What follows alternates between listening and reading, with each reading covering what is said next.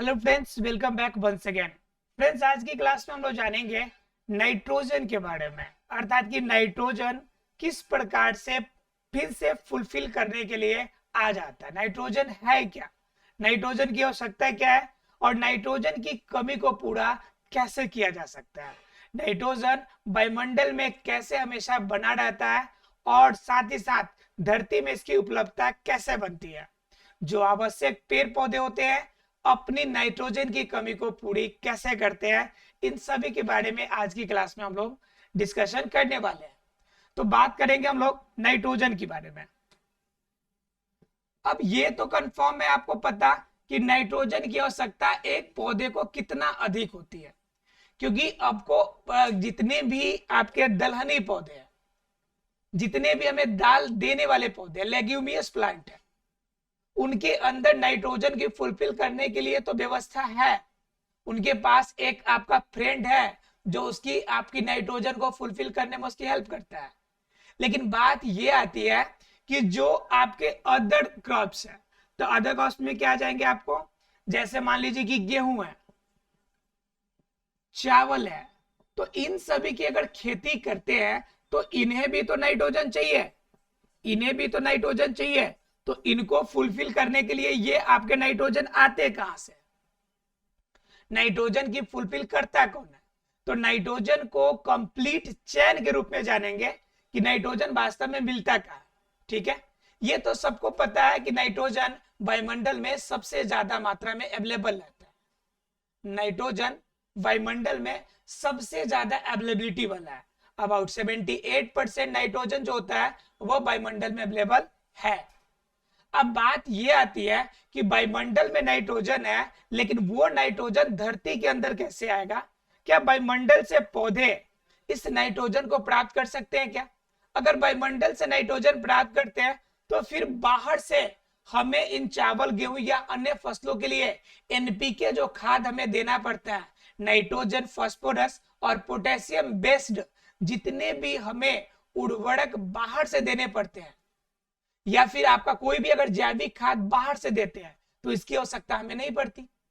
अगर बाहर से देने की आवश्यकता पड़ रही है, मतलब ये कंफर्म है कि नाइट्रोजन जो आपके वायुमंडल में अवेलेबल है उसका यूज जो है पौधे प्रॉपर तरीके से नहीं कर पाते हैं। तो आखिर ये पौधे को, हम पौधे को मिलने लायक नाइट्रोजन कैसे बनाते हैं, या प्रकृति इस नाइट्रोजन को किस फॉर्म में चेंज कर दे कि यह गेहूं और चावल आसानी से इसका इस्तेमाल कर सके। ठीक है, तो देखते हैं कि ये कैसे उपयोग किया जा सकता है। तो देखिए, नाइट्रोजन को पहले वायुमंडल में जो अवेलेबल है यह धरती में आना जरूरी है। इस नाइट्रोजन को यह वायुमंडल से, ये आपका वायुमंडल है, मान लीजिए ये आपके वायुमंडल का लेयर है, राइट, और ये आपका जमीन है अर्थात की धरती है। इस धरती में हमें नाइट्रोजन को लाना है। ठीक है, क्या होती है कि आप लोग देखे होंगे कि जब वायुमंडल में जब आपको बारिश होती है तो उस समय बादल गरज रहे, बड़ी तेज की आवाज में गर्जन होती है, और उस समय आप लोग देखते होंगे कि उस समय बिजली की लपटें आपको दिखाई पड़ती है। तो उससे हम लोग क्या कहते हैं, ताड़ित कहते हैं, यानी कि वह जो आपका निकलता है बिजली का, तो वह जो आपका ताड़ित होता है जिस समय बिजली, अर्थात कि बिजली जब वहां से निकलकर आपके धरती तक के लिए आती है, सफर तय करती है, तो उस कंडीशन में अर्थात कि जिस समय बिजली चमकती है, तो बिजली चमकने के समय में क्या होता है कि वायुमंडल में जो नाइट्रोजन है वो ऑक्सीजन के साथ तुरंत रिएक्शन कर लेता है उस कंडीशन में, और ये बना लेता है नाइट्रोजन के ऑक्साइड। क्या बना लेता है, नाइट्रोजन के ऑक्साइड बना लेता है। मतलब जब बिजली चमकेगी, जब ताड़ित होगी, तो उस कंडीशन में नाइट्रोजन और ऑक्सीजन को इतना ज्यादा टेम्परेचर मिलेगा, इतना ज्यादा पॉजिटिव आपका एस्पेक्ट मिलेगा कि नाइट्रोजन और ऑक्सीजन ये आपस में मिलेंगे और नाइट्रोजन ऑक्साइड बना लेंगे। ठीक है, नाइट्रोजन के ऑक्साइड बना लेंगे, ये डाइऑक्साइड के फॉर्म में होगा। ठीक है, अर्थात क्या, ये नाइट्रोजन ऑक्साइड हमारा बनके तैयार हो गया। अब जब नाइट्रोजन ऑक्साइड बन गया, ठीक है, नाइट्रोजन ऑक्साइड, ठीक है, आयन के फॉर्म में कर देते हैं, क्योंकि नाइट्रोजन को 3 चाहिए इलेक्ट्रॉन और ऑक्सीजन को 2 चाहिए, तो एक और इसे चाहिए ना भाई, नाइट्रोजन एक और किसी को दे सकता है। तो यह आपका नाइट्रोजन आयन के फॉर्म में नाइट्रोजन ऑक्साइड बन गया। अब नाइट्रोजन ऑक्साइड बन गया, अब आयन यहाँ पर एक खाली है, तो ये किसी न किसी के साथ तो रिएक्शन करेगा। आयन के फॉर्म में आपका इंडिविजुअली तो रह नहीं सकता। ये रिएक्शन में क्या करेगा, ये नाइट्रोजन जो ऑक्साइड होगा ये फिर रिएक्शन करेगा, किसके साथ रिएक्शन करेगा, O2 के साथ, यानी कि फिर से नाइट्रोजन ऑक्साइड O2 के साथ अभिक्रिया करेगा और O2 के साथ रिएक्शन करके धरती में जाएगा और यह आपका नाइट्रोजन ऑक्साइड और O2 मिलके नाइट्रेट बनाएगा। क्या बनाएगा, NO3, अर्थात कि नाइट्रेट के फॉर्म में जाएगा और नाइट्रेट के फॉर्म में धरती में चला जाएगा, अर्थात कि जमीन पे आ गया। बात कहां से पहुंची, वायुमंडल में नाइट्रोजन था, नाइट्रोजन से नाइट्रोजन के ऑक्साइड बने आयन के फॉर्म में, फिर इसके साथ में आपका ऑक्सीजन मिला, ऑक्सीजन मिलके क्या बन गए, नाइट्रेट बन गए और ये नाइट्रेट जो था वो हमारे धरती में आ गया। अब धरती में आने के बाद इसका इस्तेमाल पौधे जो है कर सकते हैं, नाइट्रेट के फॉर्म में इसका इस्तेमाल किया जा सकता है। बात समझ में आ रही है आप लोग को, अर्थात क्या वायुमंडल से नाइट्रोजन हमारे धरती तक पहुंच गया। तो ये एक मेथड हो गया कि आपका बिजली चमकने से यहाँ पहुंच रहा है। अब जरा गौर कीजिए कि क्या यह सालों भर ये घटनाएं होती रहेगी, क्या सालों भर धरती में यह नाइट्रेट का फॉर्म कंटिन्यूअसली सेम तरीके से बनता रहेगा क्या?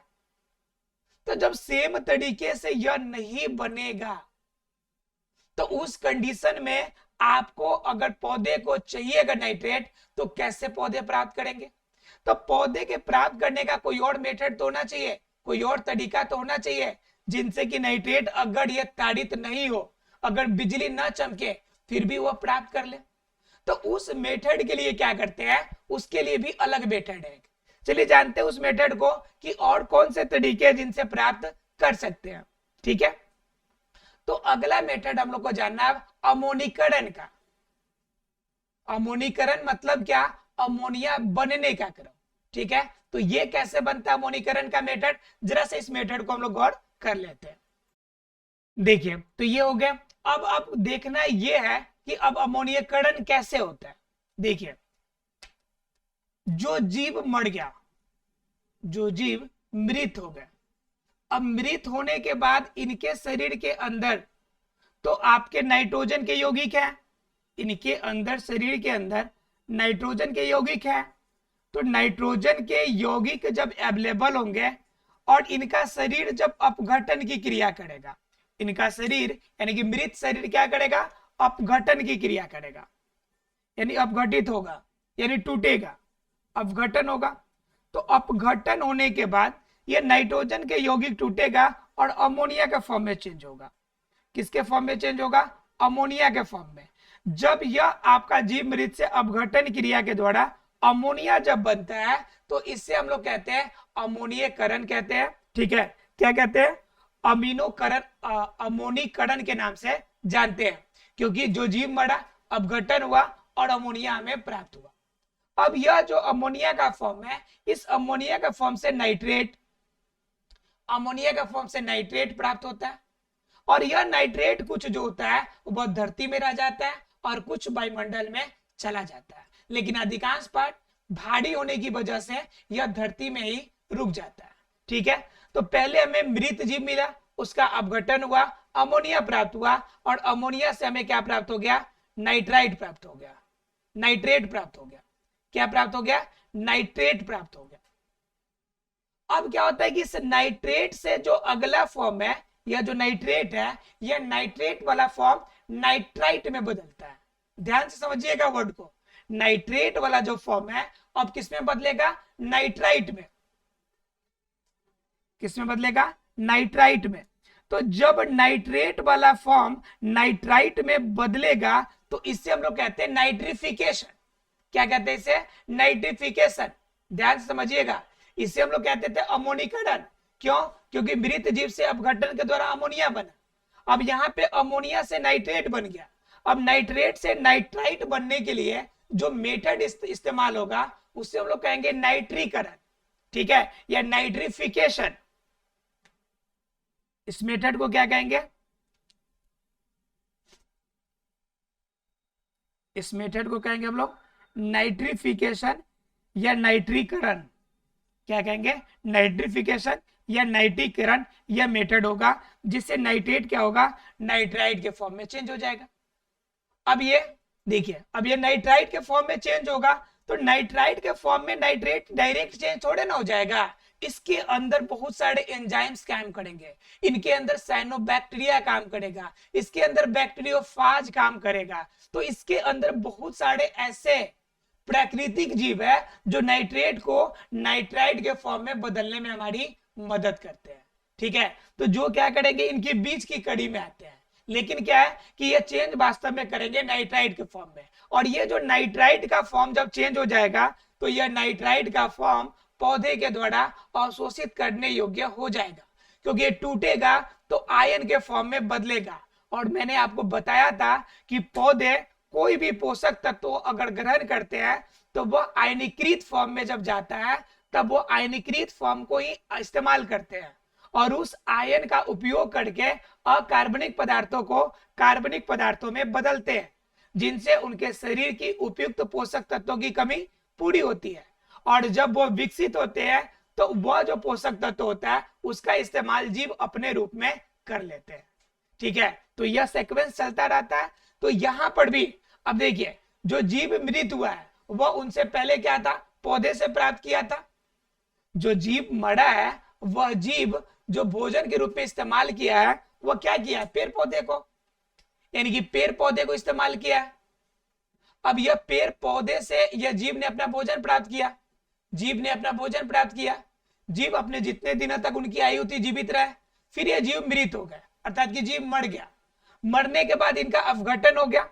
अपघटन होने के बाद ये अमोनिया के रूप में कन्वर्ट हुआ, इनके जो आपके जितने भी नाइट्रोजन की होगी के अमोनिया के रूप में कन्वर्ट हुआ। अमोनिया से नाइट्रेट के फॉर्म में कन्वर्ट हो गया। नाइट्रेट का फॉर्म कुछ वायुमंडल में चला गया, कुछ जमीन में ही रह गया। यह नाइट्रेट का फॉर्म अलग अलग एंजाइम्स और अलग अलग तरीके के आपके सूक्ष्मजीवों की सहायता से यह किस फॉर्म में चला गया? नाइट्राइट के फॉर्म में। और यह नाइट्राइट का फॉर्म क्या हो गया? नाइट्राइट का फॉर्म फिर से पौधों को अपने विकास के लिए उपयोग किया जाने लगा। तो एक कंप्लीट एक चैन बन गया ना जी, एक कंप्लीट चैन बन गया, एक कंप्लीट सीक्वेंस बन गया। तो ये कंप्लीट जो सीक्वेंस बनता है, इसी सीक्वेंस को हम लोग नाइट्रोजन चक्र के नाम से जानते हैं या नाइट्रोजन साइकिल के नाम से जानते हैं। क्लियर है आप लोगों को? नाइट्रोजन साइकिल में क्या होगा कि नाइट्रोजन साइकिल आपका मैंने एक तरीके से बताया। नाइट्रोजन साइकिल एक तरीका यह भी होगा कि वायुमंडल वाला आपका क्या होगा? बिजली चमकने से नीचे जाएगा, नाइट्राइट के फॉर्म में जाएगा, फिर आपका नाइट्रेट के फॉर्म में, फिर नाइट्राइट में, फिर पौधे को विकास होगा और फिर ये पौधे क्या करेंगे? नाइट्रोजन के फॉर्म में, नाइट्रोजन ऑक्साइड के फॉर्म में वायुमंडल में देंगे। क्योंकि आपको पता है कि जिस समय औद्योगिक कोई ईंधन निकलता है, जिस समय किसी कारण बस आपके जंगलों में आग लग जाए, ठीक है, तो इन सभी कंडीशन में नाइट्रोजन के ऑक्साइड जो होते हैं वायुमंडल में चले जाते हैं। तो नाइट्रोजन ऑक्साइड जो होते हैं वायुमंडल में तो हमेशा बनते रहते हैं। तो यहां पर भी एक सीक्वेंस बनेगा, यहां पर भी एक सर्कल बनेगा, एक चैन बनेगा। तो यहां पर भी नाइट्रोजन का एक साइकिल बनके तैयार होगा। तो ये दोनों तरीका से क्या है? नाइट्रोजन का साइकिल तैयार होता है। तो नाइट्रोजन का साइकिल तैयार होने का मतलब एक ही बात समझिए कि नाइट्रोजन के साइकिल का मतलब क्या हो गया कि नाइट्रोजन कैसे बनेगा, कैसे तैयार होगा। यह कंप्लीट जो प्रोसेस है, उसी कंप्लीट प्रोसेस को हम लोग नाइट्रोजन साइकिल के नाम से जानते हैं। क्लियर है? ये मैंने 2 मेथड बताया और कुछ हम आपको मेथड बताते हैं। जरा सा देखिए एक बार, देखिए तो हमने क्या कर लिया कि नाइट्रोजन हमने प्राप्त कर लिया और नाइट्राइट के फॉर्म में कर दिया आपको, ये पौधे प्राप्त कर लिए। तो ये पौधे प्राप्त कर लिए तो पौधे का यूज हो गया फिर। लेकिन कुछ ऐसे भी आपके जीवाणु होते हैं, कुछ ऐसे भी सूक्ष्मजीव होते हैं, कुछ सूक्ष्मजीव ऐसे भी होते हैं जो ये नाइट्राइट के फॉर्म जो प्राप्त होता है, इस नाइट्राइट के फॉर्म को फिर से इसे तोड़कर, नाइट्राइट को फिर से तोड़ के नाइट्रोजन गैस के रूप में वायुमंडल को भेज देते हैं। तो ये आपका विनाइट्रीकरण सूक्ष्मजीव कहलाते हैं। विनाइट्रीकरण, विनाइट्रीकरण का मतलब होता है नाइट्रोजन के बड़े यौगिक को तोड़ के फिर से नाइट्रोजन का फॉर्म में चेंज कर देना। तो उससे हम लोग क्या कहते हैं? विनाइट्रीकरण। ध्यान समझिएगा, इसको क्या कहते हैं? विनाइट्रीकरण। तो इसमें दोनों क्रियाएं होती है। जैसे कि नाइट्रोजन को सिंथेसिस करना, नाइट्रोजन को इकट्ठा करना और नाइट्रोजन को फिर से तोड़ के भेजना। तोड़ने और जुटने दोनों की क्रियाएं होती है, क्योंकि इन्हीं टूटने और जुटने दोनों को क्रियाओं को मिलाकर हम लोग चयापचय की क्रिया कहते हैं। मतलब उपचय और अपचय दोनों को मिलाने की क्रिया। जिस तरह से हमारे बॉडी के अंदर होती है चयापचय क्रिया, हर जीवों के अंदर होती है, तो इस तरह की चयापचय क्रिया होती है जिसमें नाइट्राइड क्या करेगा, नाइट्रोजन गैस के रूप में बनाएगा और ये वायुमंडल में चला जाएगा। तो ये कहलाता है विनाइट्रीकरण वाले। अब बात ये आती है कि वायुमंडल में कुछ ऐसे भी आपके सूक्ष्म जीव होते हैं जो क्या करते हैं कि नाइट्रोजन को डायरेक्ट सिंथेसिस कर लेते हैं। जैसे आपका नीलहरित शैवाल हो गया। नीलहरित शैवाल क्या करता है कि डायरेक्ट ही नाइट्रोजन को मिलाकर नाइट्रोजन को लेता है और डायरेक्ट ही इसे क्या कर देता है, नाइट्राइड के फॉर्म में चेंज करता है। और ये नाइट्रोजन जो होता है अलग अलग फॉर्म में इस्तेमाल कर लिए जाते हैं। ठीक है, ये नाइट्रोजन के फॉर्म मिलकर और ये जनरली पहले चेंज करेगा अमोनिया का फॉर्म, NH3 के फॉर्म में। और ये अमोनिया को अमोनिया का फॉर्म में चेंज करने के बाद किसमें चेंज करेगा, नाइट्रेट के फॉर्म में, अर्थात NO3 के फॉर्म में। और फिर वो नाइट्रेट से फिर क्या बना लेगा, नाइट्राइट बना लेगा और यूज कर लिया जाएगा। तो ये क्या कहलाते हैं, नाइट्रोजन स्थिरीकरण वाले जीवाणु कहलाते हैं। ठीक है, तो ये आपके सूक्ष्मजीव कुछ है जो ऐसे जीवाणु होते हैं जो क्या करेंगे कि मुख्य रूप से इनका काम यही होता है कि नाइट्रोजन को स्थिरीकरण करना, इकट्ठा करना। तो ये कुछ जीवाणु अलग हो गए, लेकिन इसके अलावा कुछ सहजीवी भी होते हैं। आपको मैंने बताया था कि सहजीवी परजीवी दोनों में बहुत बड़ा डिफरेंस है। सहजीवी और परजीवी दोनों में बहुत ज्यादा डिफरेंस है। हालांकि डिपेंडेंस दोनों होते हैं, लेकिन दोनों में डिफरेंस जमीन और आसमान का डिफरेंस है। कैसे डिफरेंस है जरा समझिए एक बार।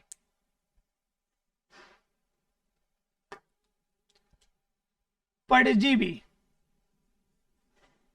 क्योंकि ये जिसे समझ में आ जाएगा उसे समझ में आ जाएगा किसमें, नाइट्रोजन स्थिरीकरण वाले में सहजीवी और आपका परजीवी वाले जीवाणु किस तरह से काम करते हैं।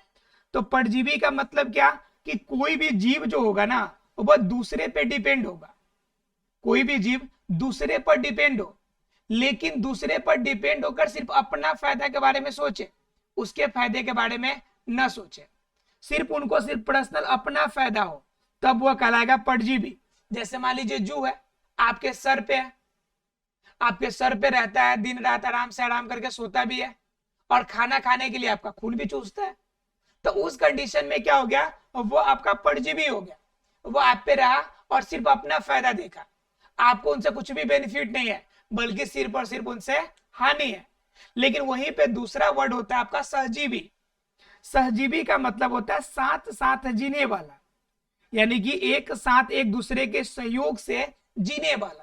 तो एक दूसरे के सहयोग से जीने का मतलब क्या कि दो जीव इंडिविजुअल रहेंगे और दोनों एक दूसरे पर डिपेंड रहेंगे और इनसे दोनों एक दूसरे को इनसे फायदा होगा। जैसे मान लीजिए कि बगुला है। अब बगुला अगर किसी भी जीव, जैसे मान लीजिए कि गाय है या भैंस है, उनके पीठ पर बैठता है, तो बैठने से उनके शरीर पे बहुत सारे छोटे छोटे कीट होते हैं। उन कीट को खाता है, तो खाने से बगुला का पेट बढ़ जाता है, मतलब उसे आवश्यक पोषक तत्व तो मिल जाती है, तो यह बगुला के लिए फायदेमंद हो गया। दूसरे तरफ अगर देखिएगा तो उस कीट की वजह से वह गाय या भैंस भी परेशान है, तो वह जब उनमें से निकाल दिया तो उसके लिए भी फायदेमंद हो गया। तो यहाँ पे क्या हो गया कि यह बगुला को भी फायदा और यहाँ पे गाय और भैंस उसको भी फायदा। जब कंडीशन दोनों का बराबर का मेल हो जाएगा तो यह कंडीशन हमारा क्या कहलाएगा, यह कहलाएगा सिम्बायोटिक, अर्थात कि सहजीवी का केस। क्लियर है। उसी प्रकार से आपका लाइकेन होता है। तो लाइकेन में क्या होगा आपका, मेनली लाइकेन में आपका शैवाल होता है और आपका बैक्टीरिया होता है। तो देखिए शैवाल क्या करेगा कि शैवाल अपना भोजन खुद बना नहीं सकता है, माने शैवाल अपना भोजन खुद बना लेगा। माफ कीजिएगा, शैवाल और बैक्टीरिया नहीं बल्कि कवक। देखिए शैवाल और प्लस में कवक। अब दोनों में क्या प्रॉब्लम होती है कि शैवाल के पास शरीर जो बॉडी होता है वो तो ग्रीन होता है। अब ग्रीन होने की वजह से इनके अंदर तो क्लोरोफिल मिलेगा, हमें क्या मिलेगा, क्लोरोफिल मिलेगा। लेकिन कवक के अंदर आपकी क्लोरोफिल की कमी होती है। लेकिन इनके अंदर एक फायदा रहता है कि इनकी जड़ें जो होती है नीचे तक विकसित रहती है। तो इस कंडीशन में क्या हो जाता है, फायदा ये हो जाता है कि इनको क्या चाहिए, पोषक तत्व चाहिए क्लोरोफिल को, और कवक को क्या चाहिए, भोजन चाहिए, इसके लिए क्लोरोफिल चाहिए। तो यह दोनों का कॉम्बिनेशन मिला दे तो क्लोरोफिल और नीचे से पोषक तत्व लाने के लिए जड़ें मिल जाती है। तो यहाँ पे शैवाल और कवक दोनों मिलकर यह सहजीवी का फॉर्म चेंज करते हैं। तो यह सहजीवी जो होता है, यह सहजीवी की वजह से अपना भोजन प्राप्त करते हैं। तो ठीक उसी प्रकार यहाँ पे जो मैंने बताया, ये नाइट्रोजन साइनोबैक्टीरिया जो मैंने बताया, यह एक प्रकार का क्या है, जीवाणु है। यह एक परजीवी के फॉर्म में काम करता है। लेकिन अगर बात कीजिएगा किसकी, अगर बात कीजिएगा आपका राइजोबियम की, तो यह सहजीवी के रूप में काम करेगा। किसके रूप में काम करेगा, सहजीवी के रूप में, जो दलहनी पौधों के जड़ों में रहेगा और दलहनी पौधों के जड़ों में रह के अपना भोजन प्राप्त करेगा। और इनसे फायदा जो दलहनी पौधे उनको ये हो जाता है कि नाइट्रोजन को लाके इकट्ठा करता है। तो ये नाइट्रोजन जो होता है इस पौधे के लिए उपयोगी हो जाता है। तो देखिए इस कंडीशन में दोनों का बेनिफिट हुआ कि नहीं। तो जब ऐसे दोनों कंडीशन में जब दोनों का बेनिफिट होगा तो इस प्रकार को हम क्या कहते हैं, इस प्रकार को हम सहजीवी के रूप में जानते हैं। क्लियर है आप लोग को। तो ऐसा फ्रेंड्स क्लियर हो गया होगा नाइट्रोजन के बारे में और नाइट्रोजन स्थिरीकरण के बारे में। मिलते अगले क्लास में। तो नाइट्रोजन चक्र के बाद अब हम लोग का यह चैप्टर जो होगा खनिज और पोषण का, यह समाप्त हो जाएगा। ठीक है, इसमें क्या होता है कि आपका नाइट्रोजन चक्र में कभी कभी पूछ देता है कि अमीनो अम्ल का संश्लेषण कैसे होता है। तो जरा सा समझ लीजिए, क्योंकि कभी कभी एग्जाम में क्वेश्चन पूछ देता है आपसे। तो एग्जाम में ऐसा क्वेश्चन है तो ऐसा ना हो कि आपसे छूट जाए। देखिए कभी कभी आपसे पूछ देता है कि अमीनो अम्ल का संश्लेषण कैसे होता है। इनका दो मेथड होता है, एक लघु कारक के रूप में। देखिए इसमें दो मेथड होता है जिसके माध्यम से अमोनिया का आपका अमीनो अम्ल का संश्लेषण होता है। तो एक तो होता है आपका लघु कारक, लघु कारक एमेनीकरण के द्वारा, एमेनीकरण के द्वारा पहला। दूसरा क्या होता है, लघु कारक एमेनीकरण पहला। और दूसरा अगर मेथड का बात कीजिएगा तो इसमें होता है पाड़ा, पाड़ा एमेनीकरण का, एमेनीकरण का। ये दो मेथड है। इस दोनों मेथड के माध्यम से आपका अमोनिया का एमिनो अम्ल का संश्लेषण होता है। तो एमिनीकरण जो लघु कारक वाला होगा, इसमें ग्लूटेनिक अम्ल जो होता है वह बड़ा रोल करता है, एंजाइम का रोल करता है। ठीक है, लेकिन अगर आप बात कीजिएगा बड़ा एमिनीकरण का, तो इसमें ट्रांस एमिन जो होता है वह इनको संश्लेषित करने में मदद करता है। और ज्यादा कुछ डिफरेंस इसमें होता नहीं है। लेकिन याद रखिएगा दो मेथड, लघु कारक एमिनीकरण और परा एमिनीकरण, इस दो मेथड के माध्यम से ही एमिनो अम्ल का संश्लेषण होता है। तो ऐसा फ्रेंड्स, ये एमिनो अम्ल और ये नाइट्रोजन से रिलेटेड आपको पॉइंट क्लियर हो गए होंगे। मिलते हैं अगले क्लास में, तब तक के लिए thank you very much friends.